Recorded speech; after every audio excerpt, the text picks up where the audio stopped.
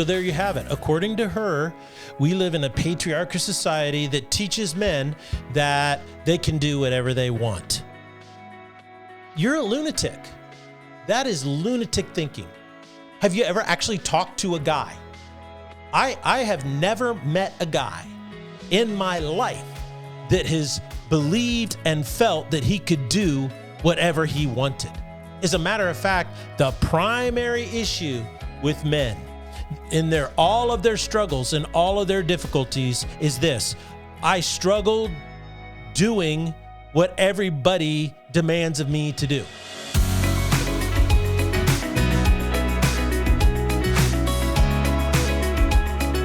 Welcome to the Salty Pastor Podcast. Today, why modern day feminists can't stand what John taught in his gospel, particularly the first chapter. I want to welcome you to the Salty Pastor Podcast. We are here to coach you up in your faith. So many people in the faith community want to tell you what to think and how to think, tell you what to do and what not to do, constantly opine on what music is good or bad, what diet is good or bad, what clothes you're allowed to wear or not. This is why so many people, I believe, are turned off, because it sounds more like a religion than a relationship with a living God. By helping you understand the historical, philosophical, religious, and political thinking of the first century, you come to a deeper understanding of the unchanging revelation of Jesus Christ. This allows you to think for yourself, clarify what you believe and why you believe it, and be transformed by the renewal of your mind. And the outcome will be a discovery of freedom, joy, happiness, fulfillment, and meaning like never before. Now, you can't experience that kind of living if your faith remains shallow, if your thinking is untested, if your beliefs are unclarified, meaning you don't even know what they really truly are. So my challenge in the Salty Pastor is get out of the kiddie pool, the shallow end of the pool, and wade into the deep water, the deep end, because that's where you learn what it means to live the best life possible through faith. Now, today, we're going to dig into our modern day feminism and how it is completely opposed to the core values and way of thinking that John lays out in the first chapter of his gospel. Now, if you want to review Tuesday's podcast, where we did an in-depth study of the first 14, 15 verses of the Gospel of John, first chapter, and what he was teaching and how radical it was to the current thinking of that time, I would love for you to go back, listen to it, and come up to speed, because it gives you context to what we're going to talk about today. We just basically talked about how his gospel was extremely challenging historically, philosophically, religiously, and politically. And it challenged the prevalent thinking and mindset of that time. We don't get how radical it was, and the reason why is because we've lived in Western civilization and we've grown up in a culture highly influenced by Christianity. So the first thing I want to point out is that John's statement in the first chapter was historically radical for so many reasons, because it challenged the prevailing idea or belief on how the world came into existence. Now, why is that so applicable to the modern day feminist? Well, modern day feminism is built on a definition of human beings that is in direct opposition to John's teaching. As a matter of fact, it reflects more of that first century mindset than a Christian mindset. And what is that? Well, modern day feminism teaches that men and women are egalitarian, meaning that they are 100%. They're interchangeable parts. And it doesn't matter if you're male or female, because as Joe Biden said in his administration, there's nothing a man can do that a woman can't do. So there you have it. The other definition that they abide by is that males and females, like I said, are interchangeable in their roles. So females and males can all do the exact same thing. One of the things that you saw this play out is an article where there was a man, and this man transitioned through gender dysphoria. he had gender dysphoria, so he transitioned from a male to a female. So he took hormones and he grew breasts. Well, he who presents himself as a she, I guess you call that a transgendered woman, I guess is the terminology they use. I'm not quite sure. Please clear that up for me. But he and his partner had a baby. Obviously, she could carry the baby. This gets so crazy. But the bottom line was this, is that he transitioned to female. He couldn't carry the baby, but his partner did. And then he was traumatized because he couldn't breastfeed the baby. Well, of course you can't breastfeed the baby. You're a guy. But in modern day feminism, the presupposition is that this is true. And so that's why there's such a difficulty for modern day feminists to oppose the transgender movement, is because to do so, to oppose it, undermines one of the foundational presuppositions of their definition of what it means to be a human being. And another place where it's extremified, and I've read quotes of this on the Salty Pastor before, and that is that males are simply not needed. One of the most common statements now is, we don't need males. We don't need males for anything. Women do just fine without males. Well, John's gospel is in direct contradiction to these ideas.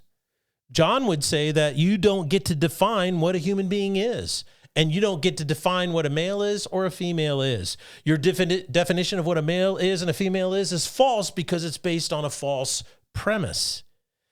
The false premise is that your definition is not based on Jesus, who is the truth, the living word, the logos. He would say it's false because he defines, not you or society or culture.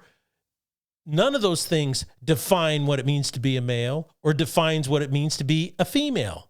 Jesus defines who is a male and who is a female because he created all things and all things came into existence through him. That's what John says in the first 15 verses of his gospel. Therefore, no matter how rational, evolved, advanced human beings come as a human race, it is pure and utter arrogance to believe that we can determine and reshape our nature as human beings. And I would say this is the primary reason why so many females are so unhappy in Western civilization today.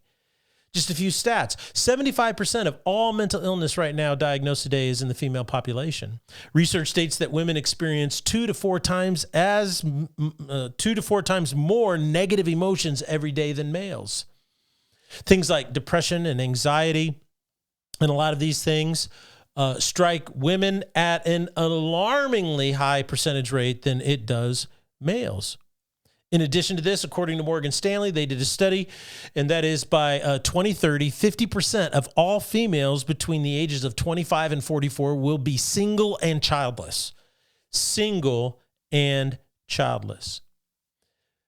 Over 75% of divorces are initiated by females today. These stats are unequivocal proof that our attempt to redefine the nature of human beings, particularly females, is creating disastrous results for females.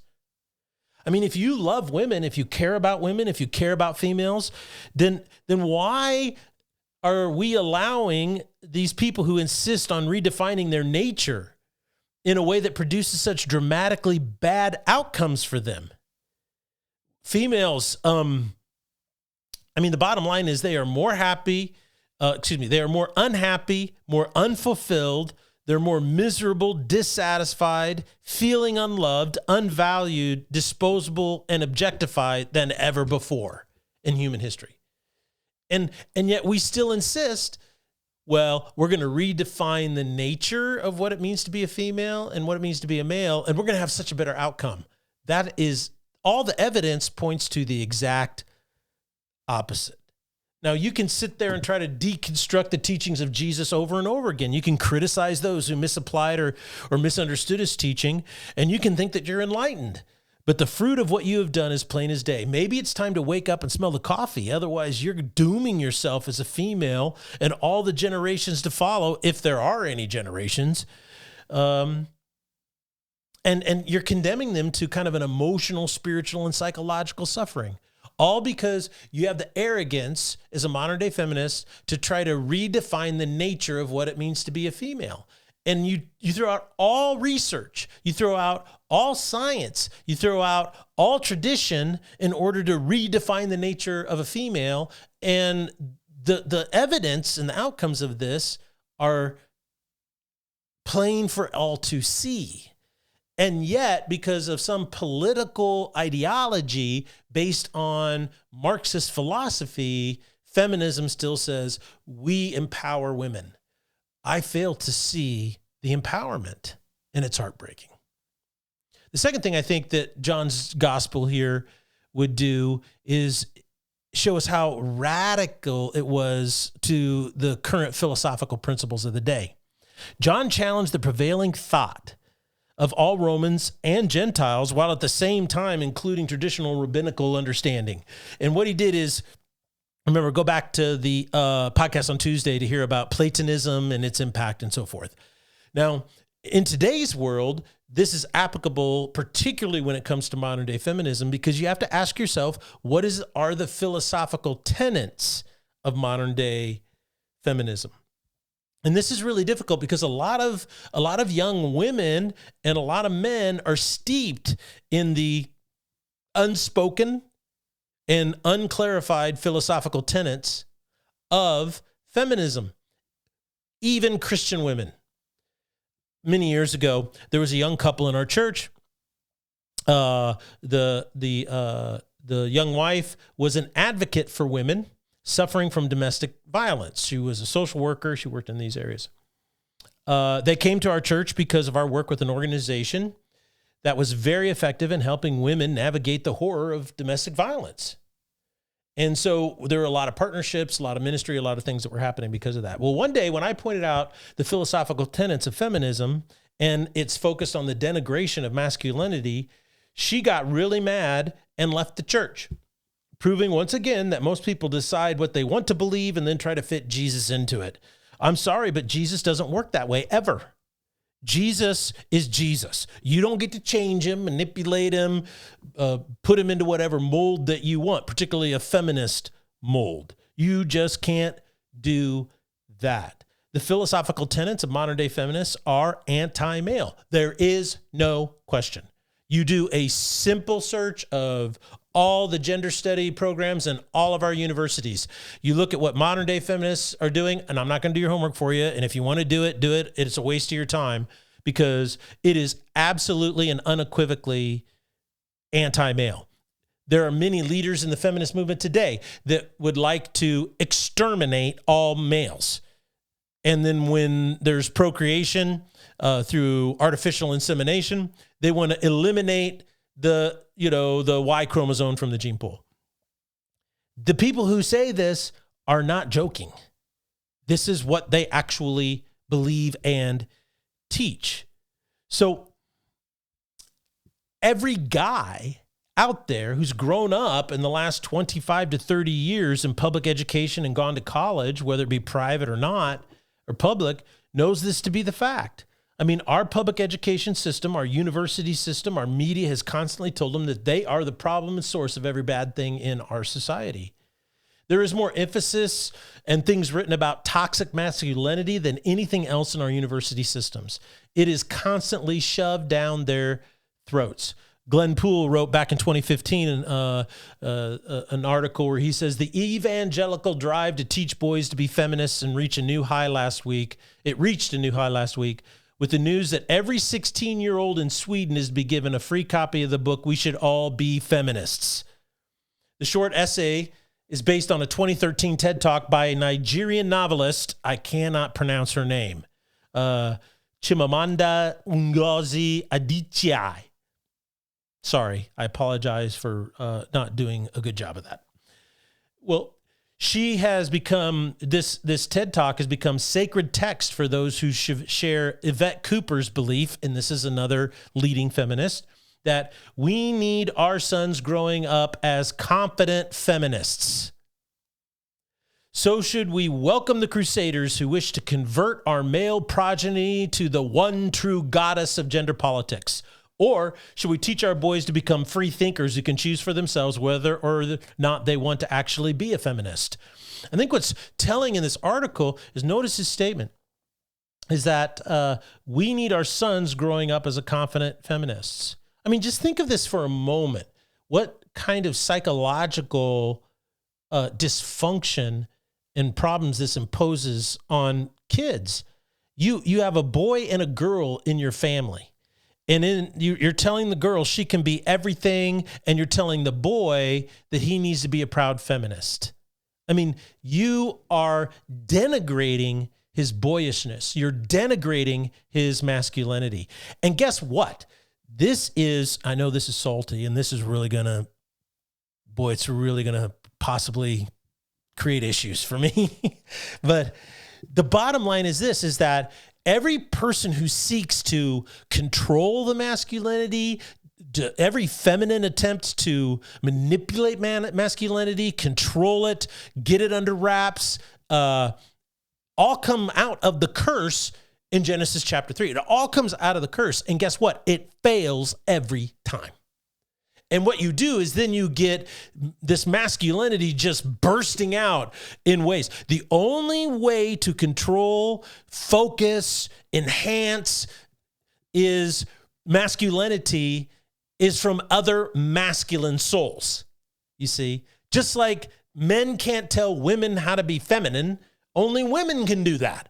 And feminine cannot tell the masculine how to be masculine. Only the masculine can do it.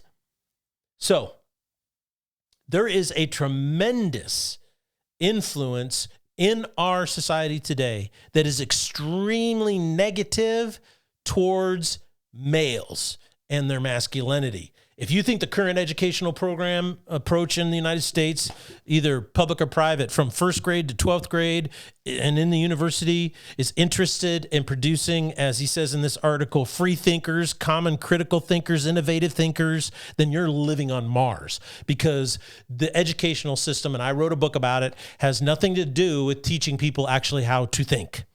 It is excessively oppressive towards boys. The research on this is astounding, and yet it is perpetually ignored. John would say, you don't have a right to practice this type of horrendous social engineering. It is God and God alone, Jesus Christ, that can define, because all things were created by him and through him, of what it means to be a man and what it means to be a woman. Third, John's core values statement in the first chapter of his gospel is the direct antithesis of the religion of modern day feminism. And believe me, it has become a religion. As I read the quote up there from that article from Glenpool, he quotes Yvette Cooper, who believes we need our sons growing up as confident feminists. And in it, it says we need to have an evangelistic approach towards that. So there's all this religious language around modern day feminism. And you want to ask yourself, well, where in the world does that come from? Well, what it does is it actually is an outgrowth of the critical social theory from Marcuse. They were the Frankfurt School of Critical Theory. Came out of, started in Columbia University in the late 30s. And that's where it started. And what the Frankfurt School of Critical Theory was all about, is about social theory, political theory, and so forth, was Marxist. They believed that Karl Marx had it right. What they also believed is that Karl Marx, well, actually not Marx, but Lenin implemented it wrong during the Bolshevik Revolution. So I think it's really important to understand is that a lot of these modern day ideologies are rooted and based in this critical social theory from the Frankfurt School. And all of this is deeply rooted in Marxist ideology. And so all Marxist ideology has tremendous religious overtones in the way it talks and communicates, the way it puts people and groups into different things and then labels them. It has all this religious overtones to it. How does that play out in a practical way? Well, today, one of the ways that feminism is influencing normal everyday people who think they are they're not into feminism. They're saying, well, we're not feminists at all. Well, but what I'd like to show you is that because of the religion of feminism, it's influenced you whether you know it or not. So over the 38 years, 39 years, I was a full-time pastor. You do a lot of premarital counseling. You know, a lot of couples come in, you do premarital. As a matter of fact, today, if you want to get married, you're a young couple. Doesn't matter if you're Catholic, Episcopalian, doesn't matter if you're Greek Orthodox. It doesn't matter if you're any Protestant, you know, maybe anything from a charismatic church to a Bible church to a Baptist church to a Methodist church to a Lutheran church. It doesn't matter what denomination under the Protestant umbrella it is. Pretty much across the board, you have to go to a premarital counseling course before they will marry you, right? Or give the blessing for you to be married. And here's something that's really interesting is all those years, I used a tool called Prepare and Rich out of the University of Minnesota. Their life, I can't remember the name of it, institute. What they do is it's called Prepare and Rich. It's the largest relationship inventory or assessment on the planet. Millions of couples have gone through it over the last 30 or 40 years. And one of the things they track is this concept of egalitarian or traditional ideas about marriage. And one of the things that's really interesting is more and more and more young couples are wanting to see their marriage that they're entering into as an egalitarian marriage.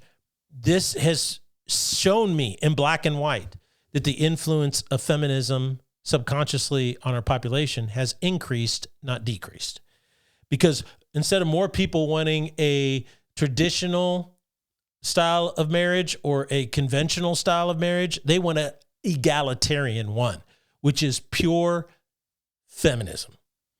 What's fascinating is that there's been research on what happens when you approach your marriage from a purely egalitarian perspective.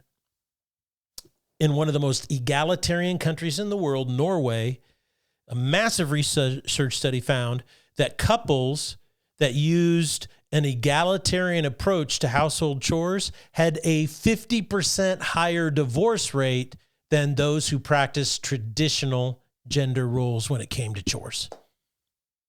That's real world evidence in one of the most egalitarian countries in the world. Now, I'm not advocating that women do all the housework and men do nothing at all. What I am saying is that there is a belief amongst a lot of married couples and young couples, and especially women, that the reason they are unhappy in their marriage is because their husband needs to do more household chores along their side. Now, could you be married to the laziest guy out there? Yeah, sure. Absolutely. That does happen. But that's a rarity. The vast majority of males that are married, right, are hardworking guys. They have a masculine soul. Part of the masculine soul is a desire to provide for their family. So they're going to go out, they're going to work hard, they're going to do the best that they can.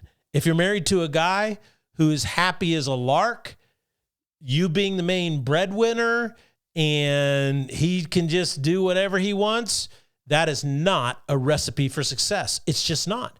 We can talk about how cool it is, and we can pontificate about how modern day that is. It's just a bunch of hooey rubbish. Sorry, I'm being the salty pastor here.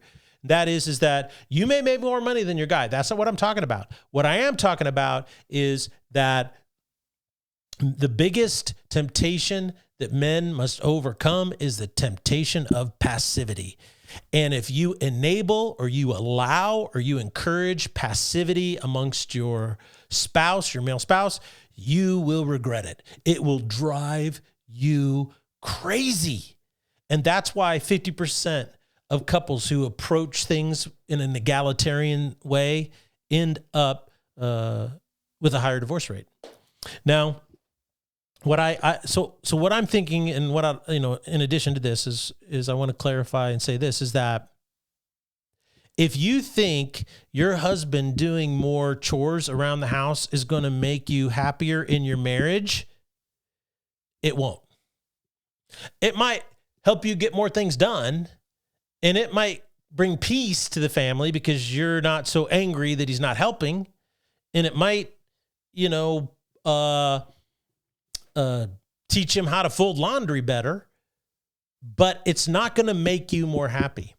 And the reason why is because God created them male and female. There is a polarity of energy in a marital relationship.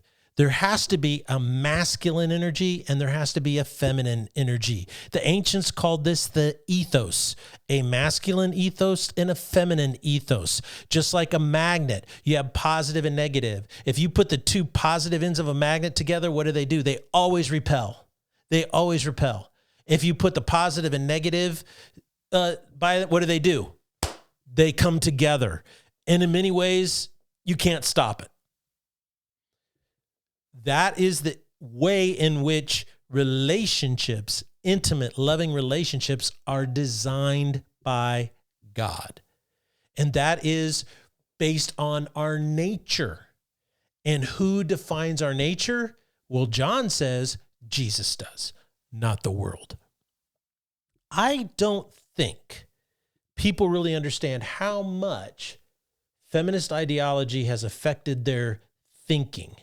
And I really believe most men and women are completely oblivious to how feminist ideology affects their relationships, their capacity to have a relationship, their capacity to fall in love in a relationship, their capacity to keep a vibrant, healthy marriage going. And the reason why is because across the board, we're constantly inundated with the fact that males are oppressors, women are victims, and every time a guy is mildly masculine or says he doesn't like something, he's oppressing his spouse. And a lot of women are like, well, I can't do whatever I want. I can't do this. And what I think is so fascinating and interesting about this is that this is one of the primary reasons why young women are having difficulty finding a soulmate, okay? And lest you think I'm just like making this stuff up, I have a video here that I want you to watch. And it's only about 30 seconds long. But I want you to hear what this woman says about males in our society today. So I said in a previous video that under patriarchy, men are socialized to believe that they are basically empowered and or entitled to act upon their whims at all times, that they should be allowed to act upon their whims at all times, and they should never have to absorb any of the costs. Basically, under patriarchy, men are socialized to believe that anything they really want to do could never possibly be the wrong thing to do because they want to do it. They are socialized to believe that they are outside of a normative order, that they are not held to any objective standard. So there you have it. According to her, we live in a patriarchal society that teaches men that they can do whatever they want. You're a lunatic. That is lunatic thinking. Have you ever actually talked to a guy? I have never met a guy in my life that has believed and felt that he could do whatever he wanted. As a matter of fact, the primary issue with men in all of their struggles and all of their difficulties is this: I struggled doing what everybody demands of me to do. That's their primary issue, is not living up to the expectations of everybody around them, not being able to fulfill their responsibilities for everybody around them, to their parents, to their children, to their spouse, to their boss, to their coworkers, to their community. Most men that I know carry an inordinate amount of weight of responsibility on their shoulders, and they find all different ways to try to relieve a little bit of that pressure on occasion. This is one of the primary drivers of addiction among males, is this overwhelming pressure. However, you have women like this influencing other women in gender studies programs across the United States that patriarchy is conditioning males to do whatever they want. This is, at its core, one of the main reasons why young men are checking out of pursuing relationships. I mean, they're just checking out. They're just not going to do it anymore because, number one, they're confused. Number two, they're just not attracted. They're not attracted. Why? Because whether you want to admit it or not, God created males and females. God created masculine and he created feminine. And masculine is only attracted to feminine, right? Unfortunately, what our society has done is poisoned that attraction by making it purely physical and sexual. When what you don't realize is that the feminine is so much beyond that.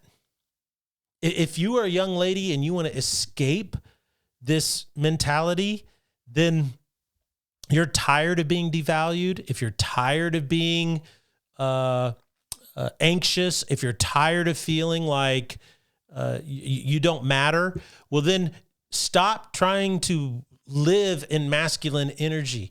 Live in a feminine energy. And I'm not saying sexual at all. I'm saying it's a totally different way of living. And I think you'll be much happier. And I also think that that's one of the primary ways in which you will find males becoming more attracted to you, because the problem that we have today for young males is there's not enough feminine women out there. So there's very little attraction. There's a lot of sex going on, but that's not how you build a relationship or family. You can't do it through sexual contact. You can only do it when the feminine and the masculine are attracted together, and then they become as one. I hope you found this thought-provoking today. Remember, I want you to think for yourself. Could you do me a favor? Go over to our website, click on that donate button, and become a regular subscriber or a supporter. It's easy to do. Whatever you can do, whatever during the month is so helpful. Also, go to our YouTube channel, The Salty Pastor. Click on like and subscribe. And the more you do that, if you click on the little bell there too, it'll alert you whenever a new episode of The Salty Pastor drops. Until then, always think for yourself.